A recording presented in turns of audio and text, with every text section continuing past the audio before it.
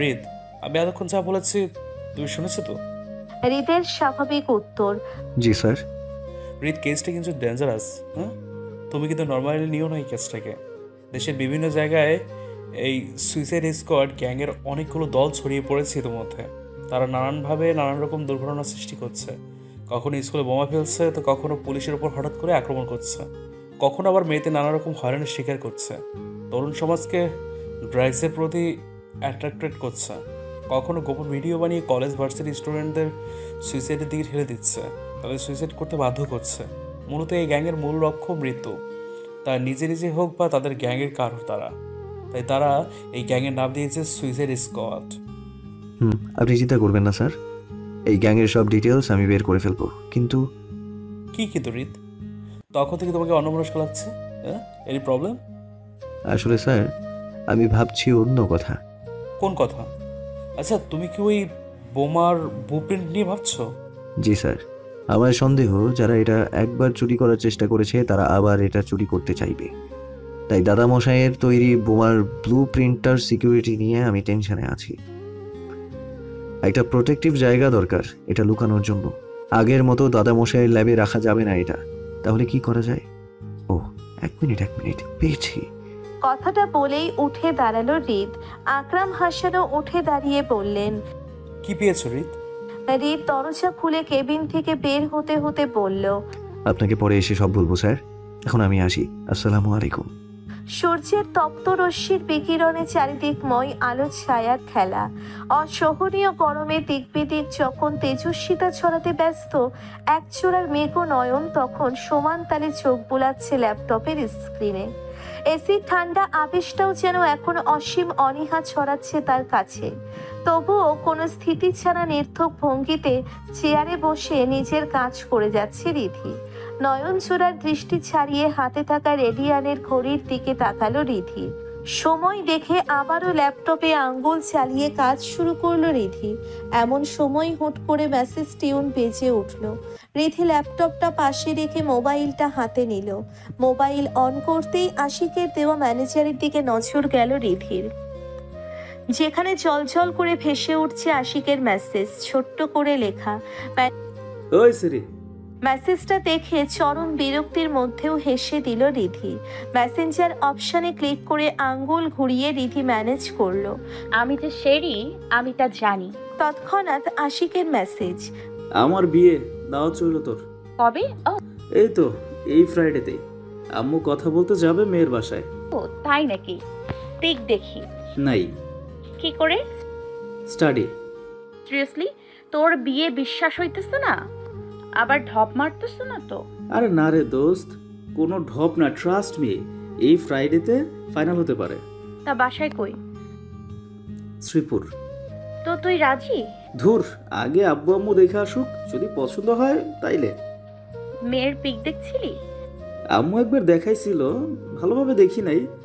সব ঠিক হইলে সামনাসামনি দেখা করার কথা বলছে। এতদিন বলস নাই কেন? আরে দোস্ত, আজই তো আম্মু আমারে বললো। ও দোস্ত, আমার যদি কোনো ভাই থাকতো তোরে আমার ভাবি বানাইতাম। আমি বিবাহিত। আরে রাগ তো বিবাহিত, আমার কোনো ভাই থাকলে জোর করে তোরে মানে আমার ভাবি বানাইয়াই ছাড়তাম আমি। তা হঠাৎ আমারে ভাবি বানানোর এত শখ উঠছে কেন তোর? কাহিনী কি বলতো? দোস্ত, কাহিনী আর কি থাকবে, তোরে দিয়া আমাদের বাড়ির সব কাজ করাইতাম, আর আমি আমার বউরে নিয়া ঘুরে বেড়াইতাম। ওরে শয়তান, এই তোর বলে? তাইলে আবার কি? আর আমি কোমরে শাড়ি গুজে ঝগড়া করতাম। হ্যাঁ কি বলস দোস্ত, তুই আর ঝগড়া? তুই ঝগড়া করতে পারোস? তাইলে আবার জিগায়, তখন ইচ্ছা করেই ঝগড়া করতাম। তো আমি আবার ছাইড়া দিতাম নাকি? হ্যাঁ, আমি আমার বউরে নিয়ে রান্নাঘর থেকে খুন্তি নিয়ে বের হইতাম। আমার বউ তো আমাকে ঝগড়া দেখে ব্যাকুল হয়ে যাইত। তোর দ্বারা সব সম্ভব। বুঝলাম না, মানে অপমান করলি নাকি প্রশংসা করলি কি? তুই যেটা ভাবস। এনিওয়ে, তুই রাজি?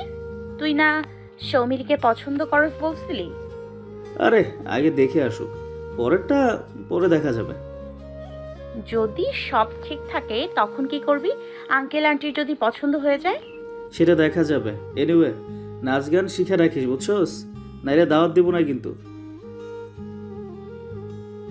দাওয়াত অলরেডি ডান মেরি পিয়ারি দোস্ত, আর সেটা তুই নিজে দিছস। আমার সাথে আমার শ্বশুর বাড়ি যাবি বিয়ের দিন, বুঝছস? কত দূর চিন্তা করে ফেলছে। আরে না, নাচতে তো কাউরে লাগবে না, সো তুই নাচবি।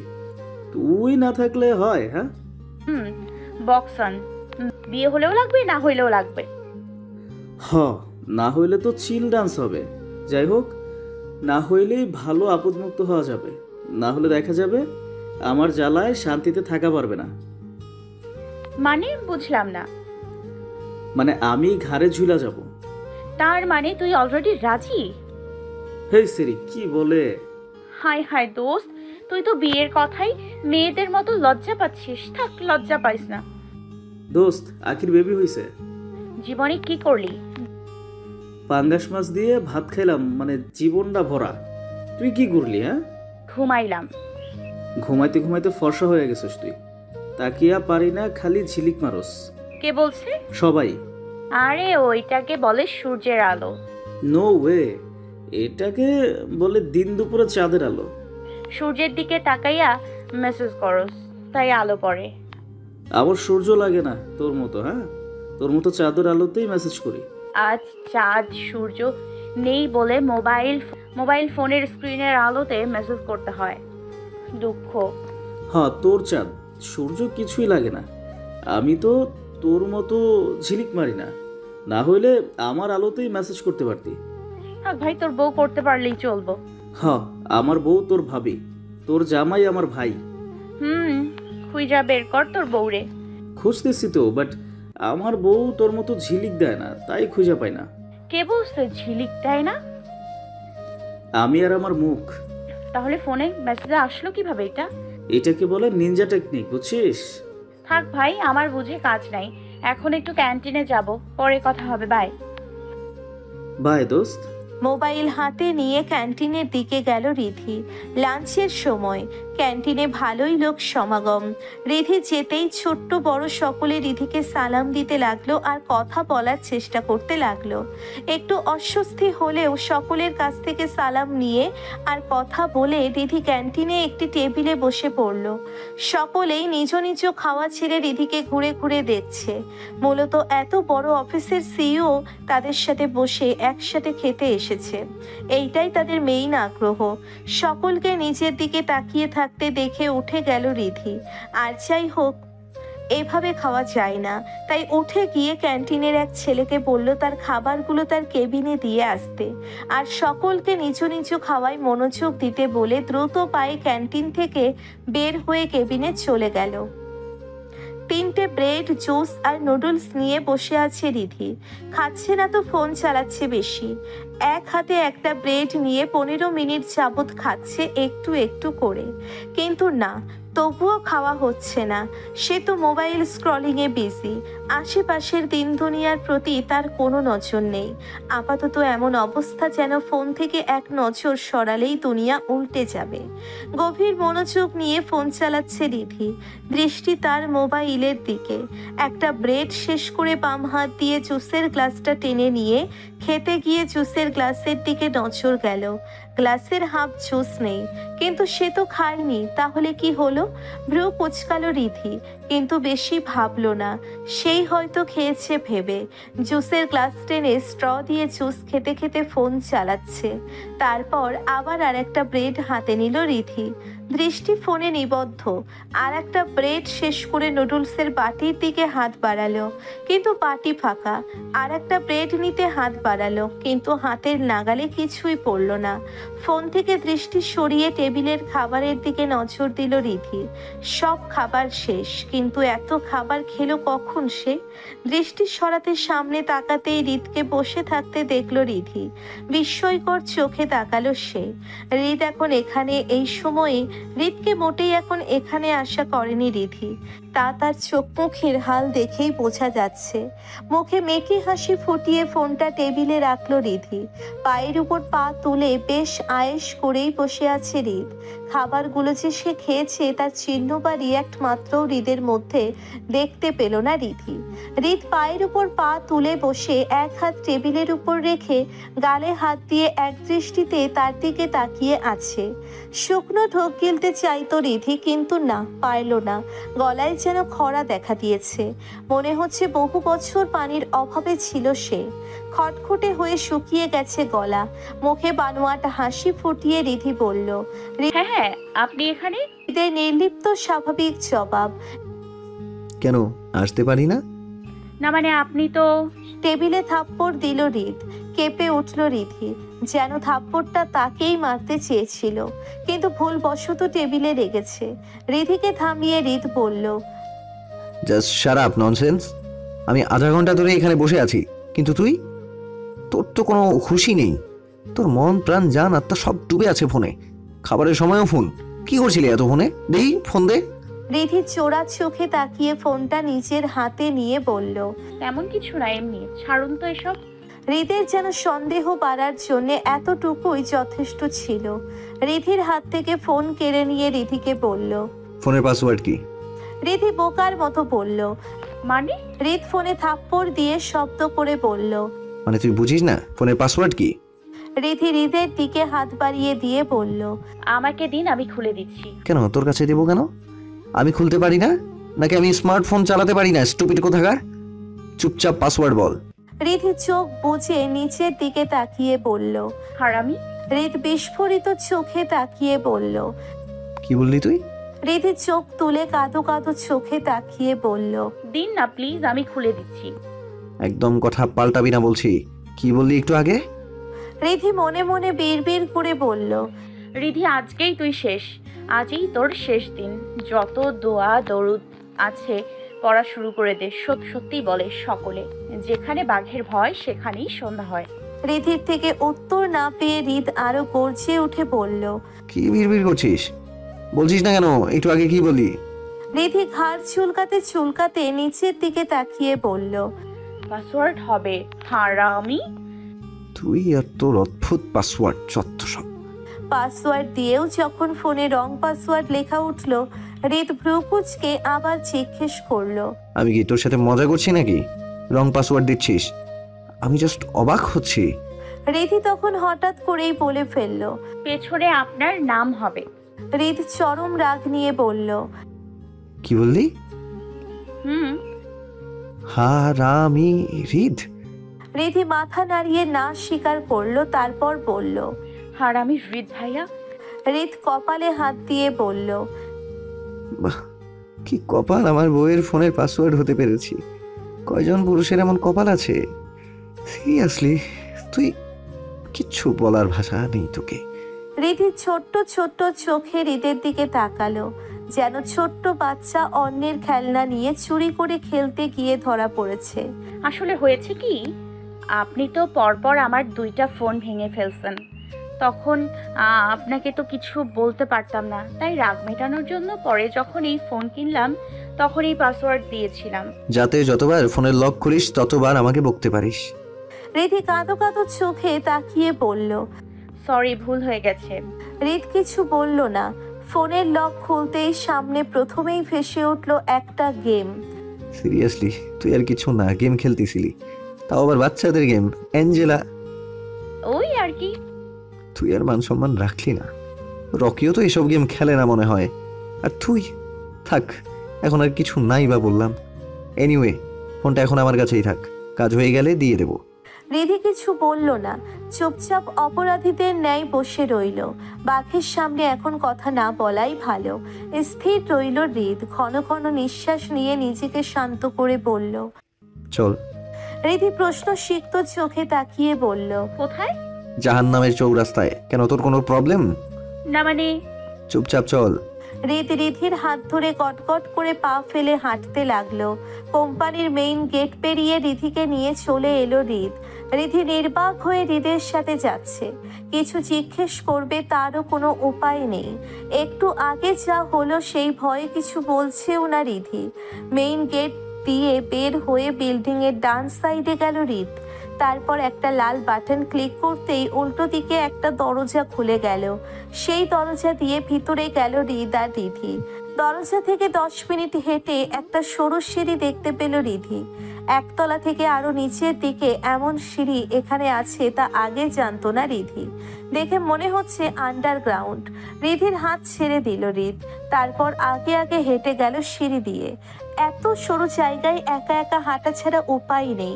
রিধি চারিদিকে ঘুরে ফিরে দেখতে লাগলো। চারিদিকে দেখে দেখে চলে গিয়ে হঠাৎ করে হোঁচট খেয়ে পড়ে যেতে নিল রিধি। রিধি পড়ার আগেই রিধির এক হাত শক্ত করে ধরল হৃদ। শান্ত গলায় বলল, দেখে হাঁটবি তো? রিধি কিছু বলল না, চুপচাপ সোজা হয়ে দাঁড়ালো।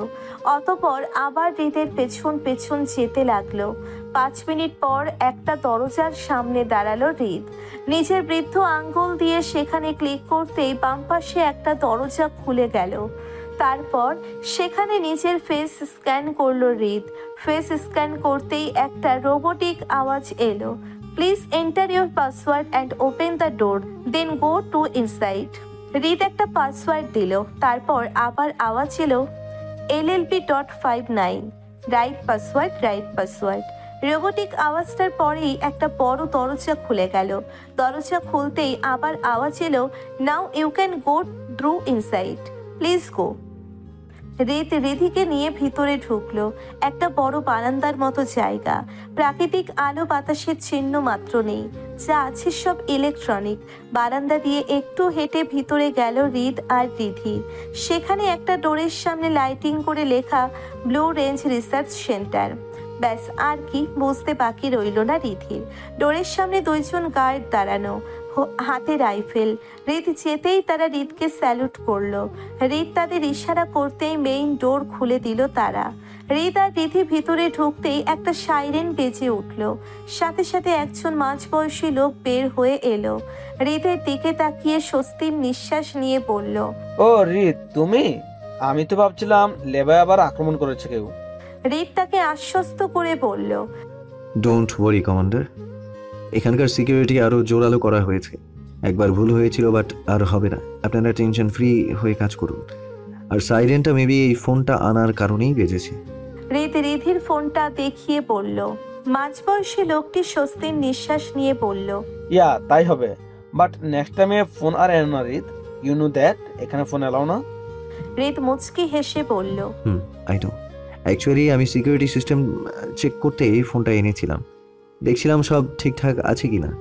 তারপর রিধির দিকে তাকিয়ে মাঝবয়সী লোকটিকে দেখিয়ে বলল, anyway Ridhi, meet with commander. এই ল্যাবের সকল রিসার্চ কমান্ডারের আন্ডারেই হয়। আর আমাদের দাদামশাইয়ের পর থেকে তিনি ল্যাবের main scientist.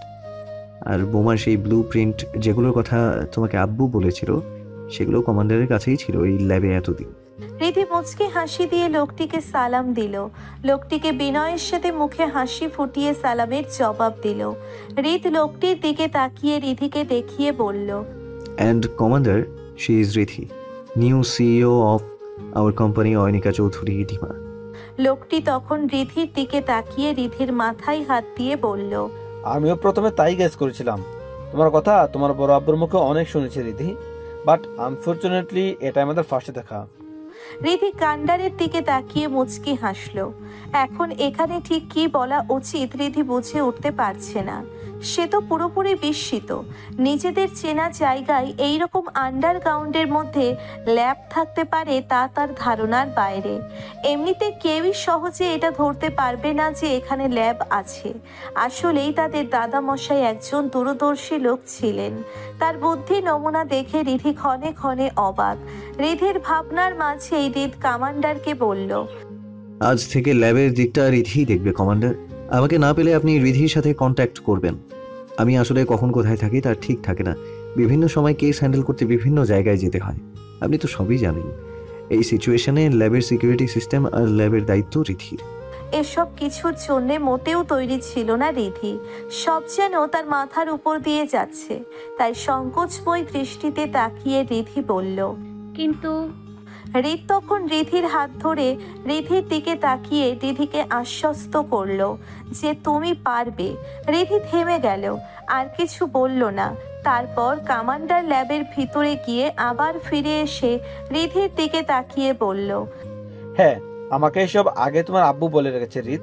I know Riddhi এই কাজটা ভালোভাবে করতে পারবে, বিকজ সে খুব রেসপন্সিবল সিআইডি অফিসার ছিল। আমি সবই জানি রিদি সম্পর্কে। যাই হোক রিদি, এই ট্রান্সলেটরটা ধরো। রিধি হাত বাড়িয়ে ঘড়ির আকারের ট্রান্সলেটরটা দিল। তারপর কমান্ডার আবার বলল, এটা তুমি সবসময় হাতে পরে থাকবে। ল্যাবে কোনো প্রবলেম হলে এই ট্রান্সলেটরের রেড লাইট জ্বলে উঠবে, আর তুমি বুঝতে পারবে যে আমাদের বিপদ আছে। আর তুমি বুঝতে পারবে যে আমরা বিপদে আছি, বা ল্যাবে আমাদের সায়েন্টিস্ট ছাড়াও বাইরে কেউ প্রবেশ করেছে। রিধি মাথা নাড়িয়ে বলল, ওকে কমান্ডার। রিত কমান্ডারের থেকে বিদায় দিয়ে রিধিকে নিয়ে বাইরে চলে এলো। সন্ধ্যার লালিমায় যখন আকাশ আচ্ছন্ন হতে ব্যস্ত, ঢাকা শহরে ব্যস্ত রাজপথের অলিতে গলিতে তখনও মানুষের আনাগোনা, নেই তাদের ঘরে ফেরার তারা।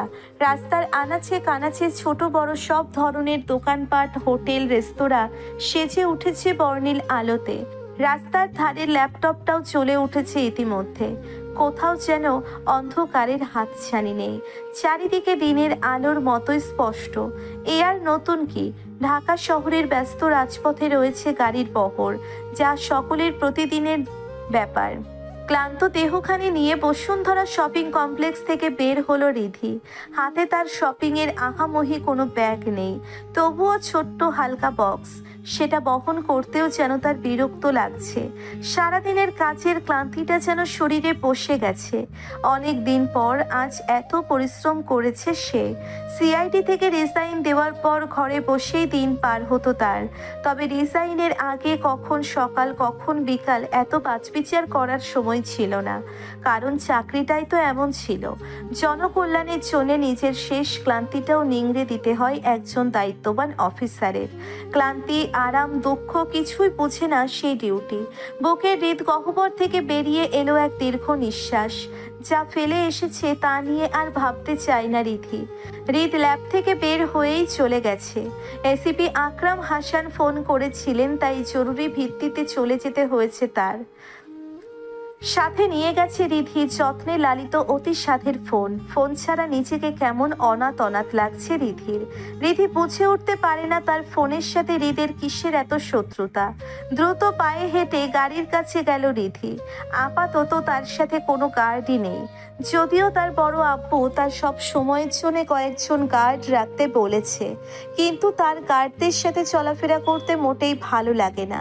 এতে প্রাইভেসি বলতে কিছু থাকে না। আর তাছাড়া সে একজন সেলফ ডিপেন্ডেন্ট মেয়ে। আত্মরক্ষা কিভাবে করতে হয় তার সব কৌশলই তার জানা, কিন্তু পরিবারের মানুষ তো আর এসব মানবে না। হোয়াইট কারের ব্যাক সিটের দরজা খুলে নিজের ব্লেজারটা রাখলো রিধি। এখন একটা সাদা লেডিস টি শার্ট পরে আছে সে। ঘামে জবথবো হয়ে ভিজে গেছে রিধির টি শার্ট। মাথায় যত্নে সাজাইত চুলগুলো এখন এলোমেলো রূপ নিয়েছে প্রায়। ঝুটি করা চুলের মধ্যে ছোট্ট ছোট্ট সামনের চুলগুলো চোখে এসে রিধিকে বিরক্ত করছে। হাত দিয়ে কানের পিঠে চুলগুলো গুছিয়ে নিল রিধি।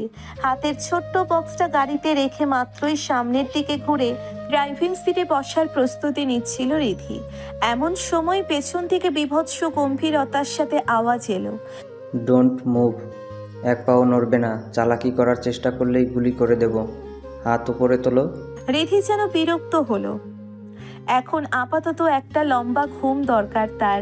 বিড়বিড় করে বলল, এরা আসারও আর সময় পায় না, এখন এসছে কিডন্যাপ করতে। মাবুদ জানে সারাদিন এরা কি করে। বিরক্তকর নিঃশ্বাস নিয়েই হাত উঁচু করে সামনে তাকালো রিধি।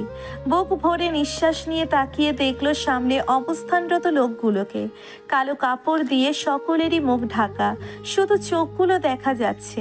যে লোকটা রিধির মাথায় রিভলভার পয়েন্ট করে আছে সে তার দলের একজনের দিকে বলল, গাড়ির টায়ার পাংচার করে দে।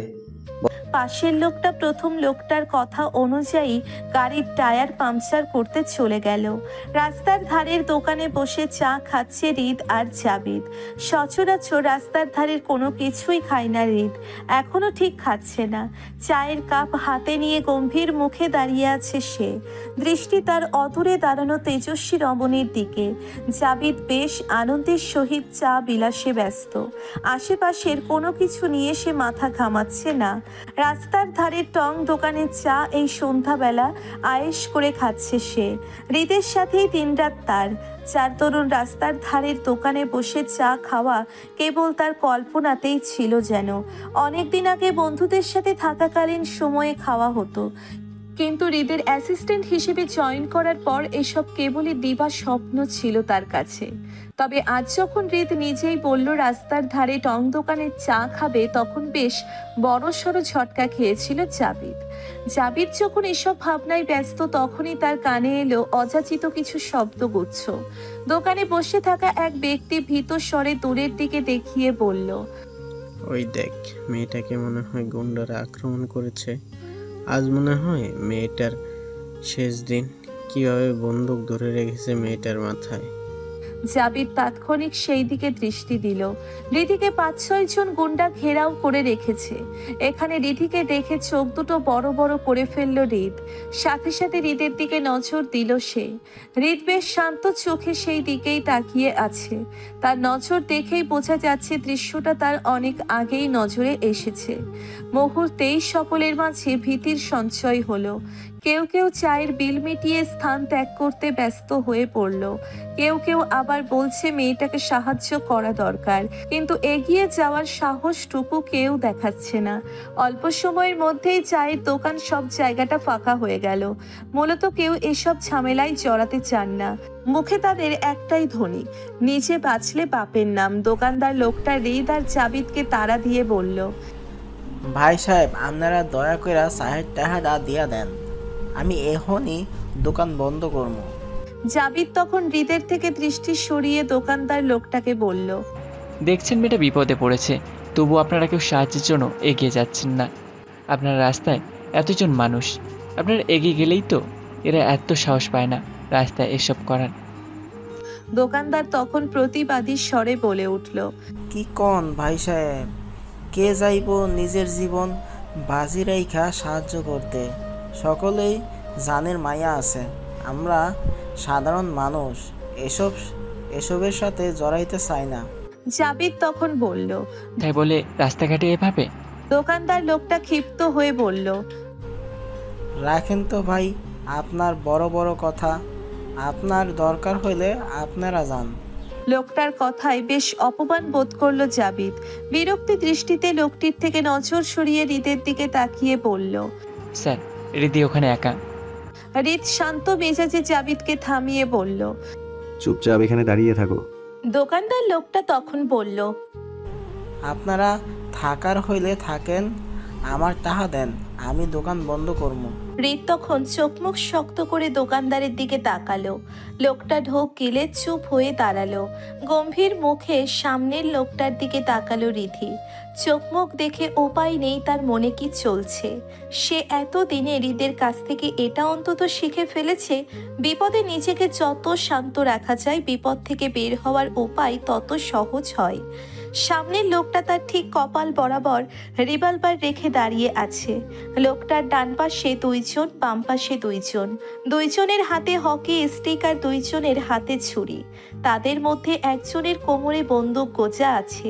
রিধি শান্ত দৃষ্টিতে সকলের দিকে তাকিয়ে মুচকি হাসল। এই পরিস্থিতিতে একটা মেয়ে এভাবে হাসতে পারে এটা মোটেও আশা করেনি সামনে উপস্থিত লোকগুলো। এতে বেশ হকচকিয়ে গেল তারা। লোকটার বাম পাশের লোকটা বলল, বস, মেয়েটা হাসছে কেন? পাগল টাগল হয়ে গেল নাকি? ডান পাশের লোকটা তখন বলল, বস, মেয়েটার ব্যাকগ্রাউন্ড সম্পর্কে জানেন তো? মেয়েটা কিন্তু সিআইডিতে কাজ করতো, নিশ্চয়ই কোনো শয়তানের বুদ্ধি বের করছে। লোকটার কথা রিধিরও কানে এলো, তবে বিশেষ রিয়াকশন দেখালো না। রিভলভার পয়েন্ট করা লোকটি গা ঘিনঘিনে হাসিতে মত্ত হয়ে বলল, তাই নাকি? তাহলে তো খেলা জমে যাবে। তবে সাহস তোমার যতই থাকুক, জীবনে বায়ু খুব অল্প আছে। তারপর বাম পাশের লোকটির দিকে তাকিয়ে বলল, এই দেরি করিস না, তোল মেয়েটাকে গাড়িতে। বাম পাশের লোকটি এগিয়ে আসবে তখন রিধির সামনে এগিয়ে আসে লোকটার পেট বরাবর কিক মারল। হিল পরা জুতোর লাথিতে লোকটার পেটে হালকা গেঁথে গেছে। লোকটা পেটে হাত দিয়ে মাটিতে লুটিয়ে পড়ল। তারপর সামনে দাঁড়ানো লোকটা গুলি করে এগিয়ে আসলে রিধি ডান পাশের লোকটার কোমর থেকে রিভলভার নিয়ে লোকটার হাতে গুলি করতেই লোকটার রিভলভার মাটিতে পড়ে গেল, আর লোকটা বাম হাত দিয়ে ডান হাত ধরে হালকা পিছিয়ে গেল। তারপর ডান পাশের লোকটার বুক বরাবর গুলি করল রিধি। রিধি তাচ্ছিল্যের হাসি দিয়ে বলল, ডিউটি ছেড়েছি, ট্রেনিং না। রিভলভার দিয়ে শ্যুট করা আমার রক্তে মিশে গেছে। নেক্সট টাইম কাউকে মারার আগে তার ব্যাকগ্রাউন্ড সম্পর্কে ভালোভাবে খোঁজ খবর নিবি, না হলে এভাবেই রাস্তাঘাটে পড়ে থাকতে হবে। অদূরে সেই দোকানদার অপলক দৃষ্টিতে হা হয়ে সামনের দৃশ্য দেখছে। চোখের পলক স্থির রেখে দোকানদার লোকটি বাহুবা দিয়ে বলল, বাহ বাহ, এই না হলে মেয়ে। আগে ভেবেছিলাম অবলা নারী, এখন দেখছি সাক্ষাৎ হিংস্র বাঘিনী। লোকটির কথায় মুচকি হাসল হৃদ। জাবিদ লোকটির দিকে তাচ্ছিল্যের দৃষ্টি দিল। বিরক্ত নিয়ে পুনরায় এক পলক তাকালো লোকটির দিকে, তারপর সামনে তাকালো। এতক্ষণে বেশ আয়েশ করে চায়ে প্রথম চুমুক বসালো হৃদ, যেন সে এই দৃশ্য দেখার জন্যেই এতক্ষণ অপেক্ষা করছিল। দৃষ্টির তার তেজময়ী চলন্ত রমণীর পানে। রিধি বন্দুক হাতে পাশের লোকটাকে গুলি করতেই অপরজন ছুরি হাতে এগিয়ে এলো। রিধি গুলি করতে যাবে, কিন্তু গুলি বের হলো না। গুলি শেষ এটা বুঝতে আর দেরি হলো না রিধির। রিভলভার ছুঁড়ে ফেলে ডান পাশের লোকটার হাত মুচড়িয়ে ধরে হাতে থাকা হকি স্টিক নিচের হাতে নিল রিধি। তারপর এক নাগারে মারতে লাগলো লোকগুলো যন্ত্রণায় ছটফট শুরু করে দিয়েছে ইতিমধ্যেই। রক্তরঞ্জিত তাদের দেহখানি। রিধি হাতে থাকা হকি স্টিক নিয়ে বসে পাশে হকি স্টিকটা রাখলো।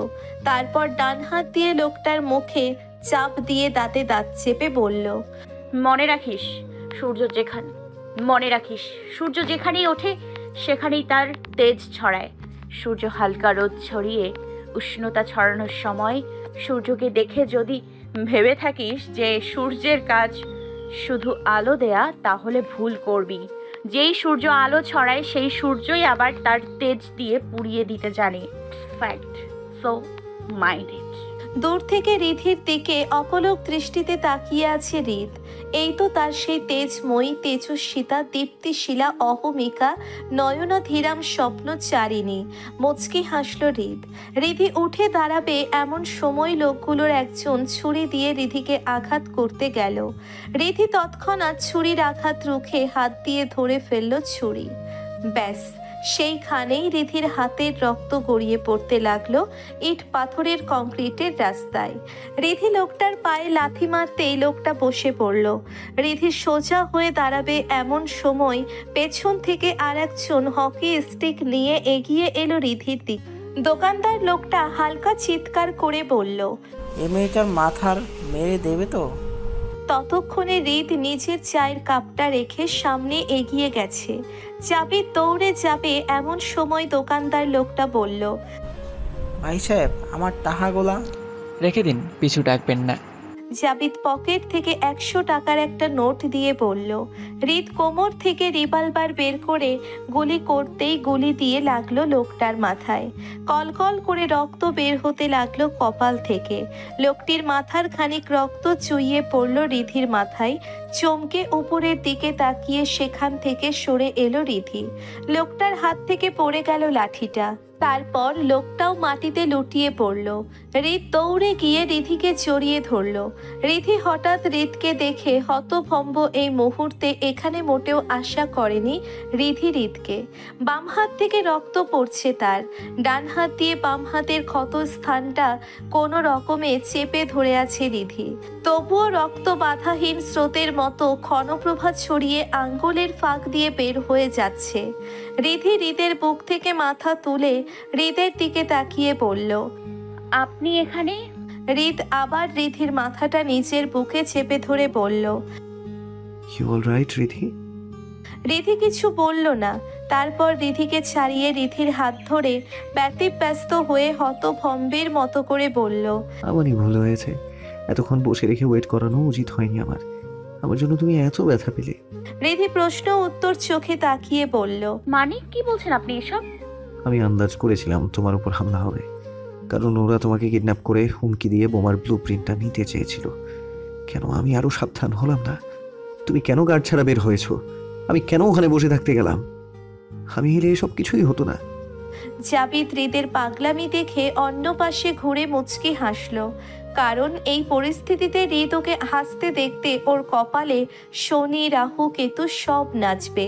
দেখা যাবে ওদের উপরের রাগটা জাবিদকেই দেখাবে। কিন্তু হাসি তো আর থামানো যায় না, তবুও বহু কষ্টে চেপে রেখেছে সে। শেষে না পেরে অন্য পাশ ঘুরে একটু হেসে নিল জাবিদ। হৃদ জাবিদের দিকে তাকিয়ে হুঙ্কার দিয়ে বলল, জাবিদ, দাঁড়িয়ে আছো কেন? আমার চেহারা দেখার জন্য? তাড়াতাড়ি গাড়ি নিয়ে এসো। জাবিদ মাথা নাড়িয়ে দ্রুত চলে গেল। রিধি নিজের হাত হৃদের থেকে ছাড়িয়ে নিতে চাইল, হৃদ ছাড়ল না। হৃদের দিকে তাকিয়ে চোখ মুখ শক্ত করে আরো শক্ত করে ধরে পকেট থেকে রুমাল বের করে চাপ দিয়ে রেখে দিল শুভ্র সাদা রুমাল।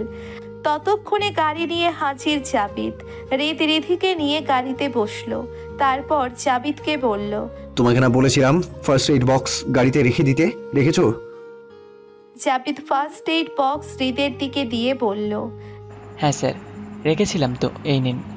হৃদ যত্ন সহকারে তোলা দিয়ে রক্ত মুছে সেখানে অ্যান্টিসেপটিক ক্রিম লাগিয়ে দিল। তারপর জাবিদকে বলল গাড়ি স্টার্ট দিতে। রিধি তখন বলল, আরে কি করছেন? ওইখানে আমার গাড়ি রয়ে গেছে। আর চুপচাপ থাকো, গাড়ির ড্রাইভার নিয়ে আসবে, আমি বলে দেবো। আর জাবিদ, গাড়িটা হাসপাতালের দিকে নিয়ে চলো। আরে হসপিটালে যেতে হবে না, বেশি কাটেনি, এইটুকুই তো, ঠিক হয়ে যাবে। আর রক্ত পড়া তো বন্ধ হয়ে গেছে এখন। হৃদ ওয়ান টাইম ব্যান্ডেজ লাগিয়ে দিয়ে বলল, সেটা আমি বুঝে নেব, তোমাকে চুপ থাকতে বলেছি আমি। রিধি গম্ভীর মুখ করে চুপ করে রইল, সামনের দিকে দৃষ্টি দিয়ে বসে রইল। তারপর হসপিটাল থেকে ডক্টর দেখিয়ে ঔষধ নিয়ে বাড়ি ফিরল তারা। হৃদ দরজা খুলে গাড়ি থেকে নামবে এমন সময় হৃদের হাতটা ধরে ফেলল রিধি।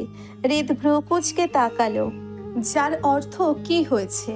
রিধি বলল, আজকের ব্যাপারে বাড়িতে কিছু বলবেন না প্লিজ। তাছাড়া জানিনই তো, বাড়িতে কেউ এইসব শুনলে ঘাবড়ে যাবে। আর এইসব মারামারি কাটাকাটি এগুলো নিয়ে প্লিজ বাড়িতে কিছু বলবেন না। হৃদ কিছুক্ষণ ভেবে বলল, একটা শর্তে বলবো না। এর জন্য আবার কিসের শর্ত? হৃদ বাড়ির দিকে পা বাড়িয়ে বলল, ওকে আমি বলে দিচ্ছি। রিধি আবার হৃদের হাত ধরে হৃদকে থামিয়ে দিয়ে বলল, শর্ত? হৃদ বাড়ির দিকে তাকিয়েই বলল, গার্ড ছাড়া এক পাও বের হবে না। এটা আবার কেমন শর্ত? আমার গার্ড নিয়ে ঘুরতে ভালো লাগে না। সেটা আমার দেখার বিষয় না। এমন করছেন কেন? আমি তো আত্মরক্ষা করতে জানি না কি? রিধি বিড়বিড় করে বলল, আমি না চাইলেও জোর করে আমার সাথে গার্ড পাঠাবেনি। শুধু শুধু শর্ত দেখাচ্ছে। নিজে যা চাইবে তাই করতে হবে। ধুর, জীবনের পথে আজকাল করলার গন্ধ পাচ্ছি, ভাল লাগে না। রিধির থেকে নিচের হাত ছাড়িয়ে বড় বড় পা ফেলে এতক্ষণে বাড়িতে ঢুকে গেছে হৃদ। না হলে শুনলে কপালে দুঃখ ছিল।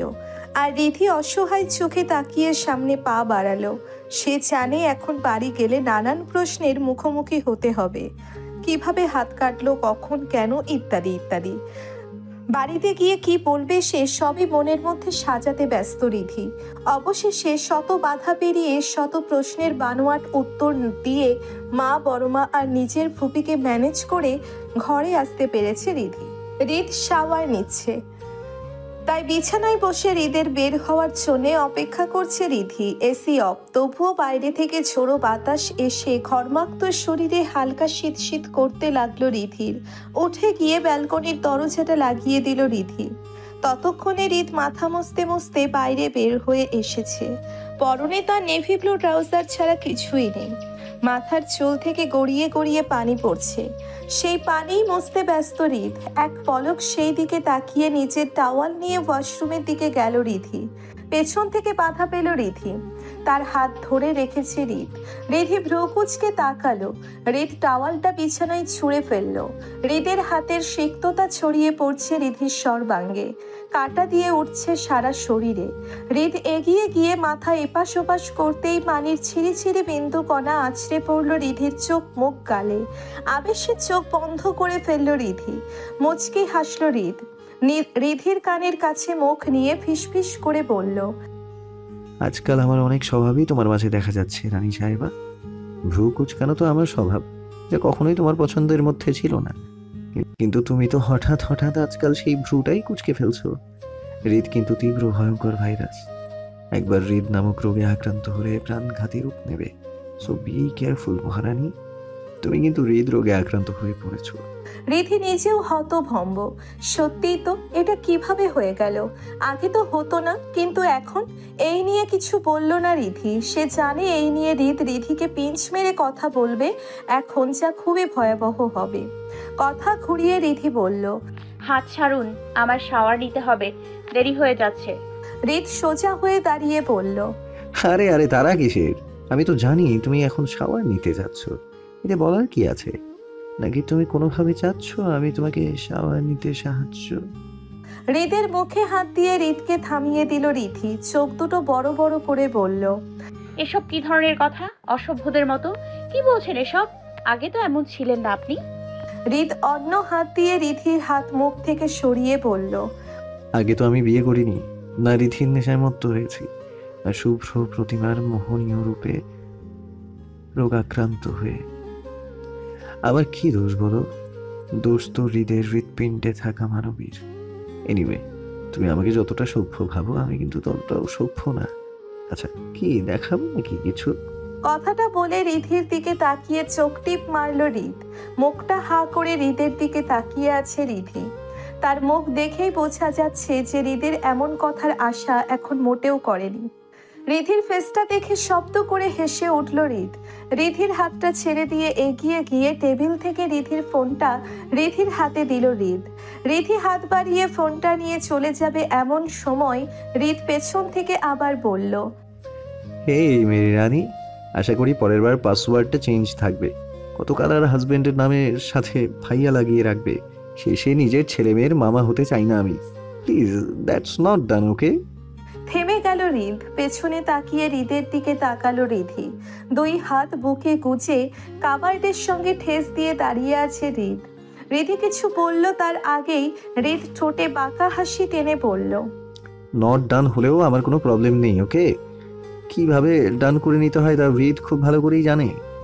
তখনই নিচ থেকে ডাক পড়ল হৃদের। ইরিনা চৌধুরী ডাকছে হৃদ আর রিধিকে খাওয়ার জন্য। হৃদ দৃষ্টি সরিয়ে দরজার দিকে যেতে যেতে বলল, তাড়াতাড়ি শাওয়ার নিয়ে এসো, রাতের খাবার খেয়ে আবার ব্যথার ওষুধ খেতে হবে। রাত 11:30। ঢাকা শহরে রাতটা তেমন গভীর নয়, তবে বৃষ্টির জন্য অনেকেই বৃষ্টির হাত থেকে বাঁচতে যত দ্রুত সম্ভব নিজের বাড়িতে আশ্রয় নিয়েছে কর্মজীবী মানুষগুলো। মাত্রই কাঁথাটা টেনে হালকা তন্দ্রায় আচ্ছন্ন হয়েছে সৌমিলি। সারাদিন রিসার্চ ল্যাবেই কাটে। একটা ডেড বডি নিয়ে রিসার্চ করছে সে আজ সারাদিন। যদিও senior forensic expert Tahsan Tamim help করেছে তাকে, কিভাবে কি করতে হবে সবকিছু সম্পর্কে ইনস্ট্রাকশন দিয়ে। সারাদিনের কর্মব্যস্ততায় ক্লান্ত শরীরটা বিছানায় এলিয়ে দিতেই গভীর ঘুমে আচ্ছন্ন হয়ে গেল সে। এমন সময় হঠাৎ করেই ফোনটা বেজে উঠল সৌমিলির। Unknown number. এত রাতে আননোন নাম্বারের কল দেখে খুবই বিরক্ত হলো সৌমিলি। ততক্ষণে কলটা কেটে গিয়ে আবার বাজতে শুরু করেছে। সৌমিলির চরম রাগ লাগলো, তবুও কল রিসিভ করলো। দরকারে কেউ ফোন করতে পারে ভেবে নিজের রাগ বিরক্তি সাইডে রেখে কল রিসিভ করলো সৌমিলি। হ্যালো হ্যালো, কে বলছেন? আমি আশিক আহমেদ। ঠিক চিনলাম না তো, কি জন্য ফোন করেছেন? আসলে আসলে আসলে আমি 891 করতে গিয়ে 892-তে কল করে ফেলেছি। আসলে ঘুম ঘুম চোখ তো, আবার বাইরে বৃষ্টি পড়ছে, তাই ঘুম জড়ানো চোখেও বৃষ্টির দেখছি, আর সেই জন্যই হয়তো ভাই ভোটা হয়ে গেছে আর কি। সরি। ইটস ওকে, বাট বৃষ্টি আবার দেখার কি আছে? কেন, আপনি দেখেন না? না, অ্যাকচুয়ালি সময় হয়ে ওঠেনি কখনো ওইরকম ভাবে। বুঝেছি। তো আজ দেখবেন। কিছুক্ষণ চুপ করে রইল সৌমিলি, তারপর একটু ভেবে বলল, দেখাই যায়। সৌমিলি বিছানা থেকে উঠে গেল। ব্যালকনির রেলিংয়ে হেলান দিয়ে দাঁড়ালো সৌমিলি। টুপটাপ বৃষ্টির ফোঁটায় ভিজে যাচ্ছে কংক্রিটের রাস্তাঘাট, দোকানপাট। সোডিয়ামের ঝাপসা আলোতে অস্পষ্ট হয়েও হালকা সতেজ সবটা। বাম হাত বাড়িয়ে বৃষ্টির ফোঁটাগুলো ছুঁতে লাগলো সৌমিলির। বৃষ্টির তেজি কণাগুলো আছড়ে পড়ছে সৌমিলির শরীরে। অপর হাত দিয়ে ফোন ধরে সৌমিলি বলল, বৃষ্টি আপনার খুব প্রিয়, তাই না? আগে ভালো লাগতো না, তবে আজকাল খুব ভালো লাগে। অনুভব করতে পারি আমি বৃষ্টিকে। মজা করছেন? বৃষ্টি আবার অনুভব করে কিভাবে? একদম না, সত্যি বলছি, অনুভব করা যায়। ও তাই? তো কিভাবে? কোথায় আছেন আপনি? মানে বৃষ্টি দেখছেন? ব্যালকনিতে দাঁড়িয়ে। বৃষ্টি অনুভব করার আগে বৃষ্টিকে ভালোবাসতে হবে। তারপর? যেখানে আছেন ওইখানে হাঁটু গেড়ে বসে পড়ুন। তারপর? চোখটা বন্ধ করে ফেলুন। তারপর? আর কোনো জবাব দেওয়ার দরকার নেই। আমি যা বলছি মন দিয়ে শুনুন এখন। মনটাকে শান্ত করে ফেলুন। বাস্তবিক চিন্তাভাবনা থেকে মনটাকে বিচ্ছিন্ন করে নিন। গভীর মনোযোগ দিন। মনটাকে বেঁধে ফেলুন প্রকৃতিতে। বৃষ্টির ফোঁটাগুলো ঝরে পড়ছে আপনার সর্বাঙ্গে। তাদের আজ ওইভাবেই ঝরতে দিন। ঝরে যাক তারা ওইভাবেই। আজ না হয় একটু ভিজলেন, চারিদিকে এমন কিছু শব্দ, গন্ধ, অনুভূতি আছে যা আপনি এখন শুনতে পারবেন, যা আগে আপনার ধরাছোঁয়ার বাইরে ছিল। এভাবে প্রণয়ের জলে ভেসে যাবে কিছু অপ্রকাশিত অনুভূতি। স্মৃতির জগতে পাড়ি দেবে তারা। অনুভবের শক্তি প্রখর করবে যারা। এমন কেউ থাকুক যে খুব করে চাই, প্রাণপণে চাই আপনিও ভিজুন, আপনিও অনুভব করুন, আপনিও প্রণয়কে বরণ করুন। বৃষ্টির নামে মেঘ হয়ে চলুন। তবে মিলিয়ে যাবেন না প্লিজ। সিক্ততা হয়ে থেকে যাবেন, না চাইতেও থেকে যাবেন। ভাবনাগুলোকে মিলিয়ে দিবেন আকাশের ঠিকানায়। অতঃপর মাঝরাতের সেই আজ আছি ফোন কল। কেউ বলছে আপনিও বৃষ্টি অনুভব করুন। খুব খুব করে চড়িয়ে নিন সেই বৃষ্টির ছোঁয়া। প্রত্যাশিত না হোক সেই কল পাওয়া, তবুও বেলা শেষে ক্লান্তিকালে সেই কলটাই চাওয়া। সকাল গড়িয়ে দুপুর হতে চলল। মাত্রই অফিসের সব কাজ শেষ করে বাড়ি ফিরেছে রিধি। নিচ থেকে রিশা উচ্চস্বরে ড্রয়িং রুম থেকে ডেকে উঠল রিধিকে। রিধি ড্রেস চেঞ্জ করতে উপরে গেছে। বাড়িতে এসেছে 15 মিনিট হলো। রিশার ডাক শুনে হন্তদন্ত হয়ে নিচে নামলো রিধি। পরনে pink white mixed one piece আর পিঙ্ক প্লাজো, গলায় একটা পিঙ্ক ওড়না পেঁচানো, চুলগুলো আগলা। দেখেই বোঝা যাচ্ছে মাত্রই শাওয়ার নিয়ে বের হয়েছে রিধি। বাড়ির ড্রয়িং রুমে আপাতত ছোটদের আনাগোনা। ছোটরাই ছোটাছুটি করে ড্রয়িং রুমটা সাজাচ্ছে। রিধি সিঁড়ি বেয়ে নিচে নামছে, এমন সময় রিশা রিধিকে বলল, রিধি, আর্টিফিশিয়াল ফ্লাওয়ারগুলো এখনো আসেনি, বুঝতেছি না কখন কি করব। এদের দিয়ে একটা কাজ যদি হয়। আপু টেনশন নট, আমি এসে গেছি, দেখছি আমি এক্ষুনি কল করে। হ্যাঁ রে বোন, তাড়াতাড়ি কর। বড়দের ছুটি দিয়ে একটা কাজ করছি, সব কিছু ঠিকঠাক না হলে মান সম্মান সব শেষ। ও আপু টেনশন করে না, আমি আছি তো। এসব কাজ আমি একাই করে নিতে পারি, আমার অভ্যেস আছে। আর এখনো তো উনি আসার সময় হয়নি, সব সময় মতো করে দেব আমি। তুমি গিয়ে চটপট কেকটা বানিয়ে ফেলো। যাচ্ছি, তুই একটু দেখ বোন, সব যেন ঠিক ঠিক হয়। ভাইয়া কিন্তু এমনিতেও খুঁতখুঁতে খুব, সব যেন তার পছন্দের হয়। রিধি রিশাকে কিচেনের দিকে ঠেলে দিয়ে বলল, ওকে মাই ডিয়ার, সব মহারাজের মন মতো হয়ে। Now you go. রিধি পেছন পেছন নিশাতের কিচেনের দিকে যেতে যেতে বলল, হ্যাঁ শালি সাহেবা, তুমি বরং সাজানো দিক দেখো, আমি ওই দিকটা দেখি। রিধি ভ্রু নাচিয়ে বুকে হাত গুজে বলল, কি নিশাত ভাইয়া, আপনার রান্নাঘরে কি? নিশা ভেঙচি কেটে কিচেনে ঢুকে গেল। পেছন থেকে সোহান নিশাতের কাঁধে হাত নিয়ে দাঁড়িয়ে বলল, এই দিদি, এমন করছিস কেন? নিশাত ভাইয়া তো সত্যি বলছে, রিশাপুর যদি হেল্প আবার টেল্প লাগে, বুঝিস না? বলেই সোহান রিধিকে চোখ টিপ মারল।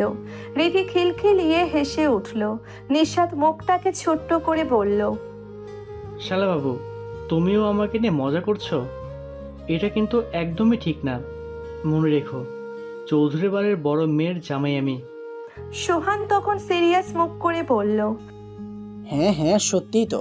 চৌধুরী বাড়ির বড় মেয়ের জামাই আমাদের একমাত্র নিশাত ভাইয়া। তাকে কি আর রান্নাঘরে একলা পাঠানো যায়? তাই তার সম্মানে নিশাত ভাইয়ের হেল্পার হিসেবে আমিও যাব নিশাত ভাইয়ার সাথে। আবার তুমি কেন শালাবাবু? আরে নিশাত ভাই, বাড়ি বড় মেয়ের জামাই আপনি, আপনাকে তো আর একা একা কিচেনে পাঠানো যায় না। তাই আমিও যাব আপনার সাথে, যদি আপনার হেল্প টেল্প লাগে আর কি। আপনি হেল্প করবেন আপুকে, আর আমি আপনাকে। আরে শালাবাবু, আমার হেল্প লাগবে না, তুমি বরং ওই দিকটা দেখো। নিশাত ভাইয়া এইসব রিধি তুড়ি মেরে করে দেবে। এসব সম্পর্কে ওর থেকে ভালো কারোই ধারণা নেই। আপনি চলুন। বলেই নিশাতকে টানতে টানতে কিচেনে নিয়ে গেল সোহান। নিশাত মুখটা অসহায়ের মতো করে রিধির দিকে একবার তাকিয়ে যেতে লাগলো কিচেনের দিকে। সে ভেবেছিল কি আর হলো কি। সময়টা অপরাহ্ন, চারিদিকে তপ্ত রোদে ইট পাথরের উত্তপতা বেড়ে গেছে। গরমে ঘেমে গেছে রিধি, কাজ প্রায় গুছিয়েই ফেলেছে সব, আর একটু বাকি। এমন সময় পোড়া পোড়া গন্ধ এলো রিধির নাকে। দৌড়ে কিচেনের দিকে গেল রিধি। ওভেনের সামনে পিরামিডের মমির মতো দাঁড়িয়ে আছে নিশাত আর সোহান। তারা উৎসুক হয়ে ওভেনের দিকেই তাকিয়ে। রিধি তাড়াতাড়ি গিয়ে ওভেন বন্ধ করে দিল। তারপর কেকটা বের করে দেখলো সব পুড়ে কয়লা। তখনই দৌড়ে সেখানে প্রবেশ করলো রিশা। রিধির দিকে যেতে যেতে বলল, কি হয়েছে রিধি, পোড়া পোড়া গন্ধ আসছে কেন? রিধি পুড়ে যাওয়া কেকটা দেখিয়ে বলল, আপু এইটা থেকে। রিশা মাথায় হাত দিয়ে বলল, এটা কি করে হলো? আমি তো সব ঠিকঠাক রেখে গিয়েছিলাম। রিশা নিশাত আর সোহানের দিকে তাকিয়ে কোমরে হাত দিয়ে চোখ মুখ শক্ত করে রাগী স্বরে বলল, নিশ্চয়ই তোমরা কিছু করছো। নিশাত হালকা করে ঢোক গিলল। বউ তার রণচণ্ডীর রূপ নিয়েছে। আমতা আমতা করে বলল, আমি কি করলাম? সোহানি তো বলল ওভেন তাপমাত্রা 360 ডিগ্রি করে দিতে। রিশা উচ্চস্বরে বলে উঠল, কি 360 ডিগ্রি? আমি তো 180 ডিগ্রি দিয়ে গেলাম। নিশাত মুখটা অসহায়ের মতো করে বলল, আমি কি জানি? সোহান বলল ভাইয়া 180 ডিগ্রি লাগলে কেকটা হতে সময় লাগবে অনেক, তাই বলল 360 ডিগ্রি করে দিতে। তারপর সোহানকে খোঁচা দিতে দিতে বলল, এই সোহান বলছো না কেন? তোমার আপুকে যে তুমি বলল, দেখছো না তোমার আপুর রণযন্ত্রের রূপ নিয়েছে? বলো, না হলে আজই আমি শেষ। সোহান মুখটাকে ভোলা ভালা করে মাথাটা দুই পাশে নাড়ালো, যার অর্থ সে কিছুই বলেনি। সে এসবের কিছুই জানে না, নাদান বাচ্চা। নিশাত তখন ফিসফিসিয়ে সোহানের কানে কানে বলল, শালাবাবু, সময় মতো এভাবে পোল্ট্রি খেলে এটা কিন্তু একদমই ঠিক না। সোহানও একইভাবে বলল, নিশাত ভাই প্লিজ সামলে নিন। আপনাকে তাও তেমন কিছু করবে না আপু। যদি জানে এসব আমার বুদ্ধি, তাহলে আজই মেরে মেরে আমার পিঠটা শেষ করে দেবে রিশা আপু। এমনিতে ছোটবেলা থেকে অনেক অত্যাচারী আমার এই অসহায় পিঠ রিশা আপুর কাছে। এবার মতো সামলে নিন প্লিজ। নিশাত একই ভঙ্গিতে সোজা হয়ে দাঁড়ালো। এমন সময় বাইরে থেকে গাড়ির আওয়াজ এলো। রিশা সদর দরজার দিকে তাকিয়ে বলল, এখন আবার কে এলো? সোহান দেখ তো কে। সোহান দৌড়ে বাইরে গেল।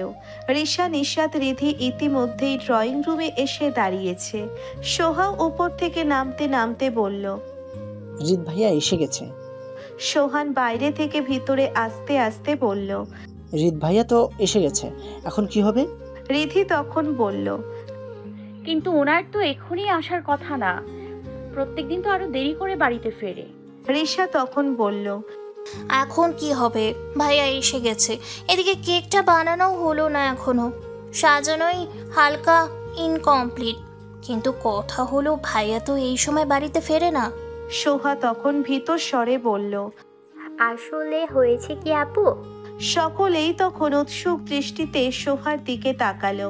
সোহা আবার বলল, আপু, আমি ভেবেছিলাম সব কাজ তো শেষে, ভাইয়াকে বলি একটু তাড়াতাড়ি আসতে আজ, তাই আর কি আমি কল করেছিলাম।